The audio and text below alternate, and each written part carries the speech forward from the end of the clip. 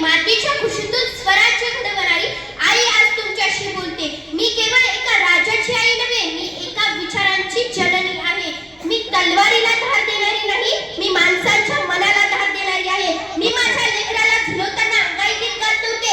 मी त्याला स्वराज्याची स्वप्न ऐकवत होते. मी त्याला स्वराज्याची स्वप्न ऐकवत होते. शिवबा तू राजा होशील असे मी नाही म्हणाले. शिवबा तू राजा होशील असे मी नाही म्हणाले.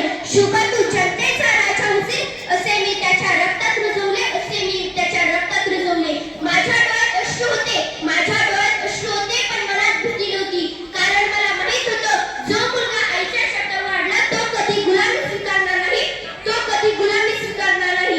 मी शिवबाला सांगितले, शत्रूशी लढता लढता मरण आले तरी बेहतर, पण अन्यायाशी कधी तडजोड करू नकोस. तू तलवार उचलशील, तू तलवार उचलशील, पण ती अब्रू लुटवण्यासाठी नाही, अब्रू वाजवण्यासाठी असली पाहिजे. मी शिवबाला शिकवले, राज्य म्हणजे फक्त सिंहासन नाही, राज्य म्हणजे फक्त सिंहासन नाही, राज्य म्हणजे जबाबदारी. प्रजेच्या डोळ्यातील पाणी पुसणं हेच खरं राज्यपण आहे, हेच खरं राज्यपण आहे. आज मला अभिमान आहे, आज मला अभिमान आहे, कारण की माझ्या शिवाने केवळ किल्ले जिंकले नाही, त्यांनी माणसाची मनं जिंकले. त्यांनी धर्म, जात, भाषा याच्या भिंती तोडल्या आणि स्वराज्याची मजबूत पायाभरणी केली. पण ऐका, मी फक्त इतिहास नाही, मी आजही जिवंत आहे. आजच्या प्रत्येक आई जी मुलांना संस्कार देते, आजच्या प्रत्येक शिक्षक जो अन्यायाविरुद्ध उभा राहतो, तिथे मी जिजाऊ आहे, तिथे मी जिजाऊ आहे. आज मी तुम्हाला विचारते, तुमच्या मनातला शुभा जागा आहे का? तुमच्या मनातला शुभा जागा आहे का? तुम्ही अन्याय पाहून गप्प बसता की सत्यासाठी उभे राहता?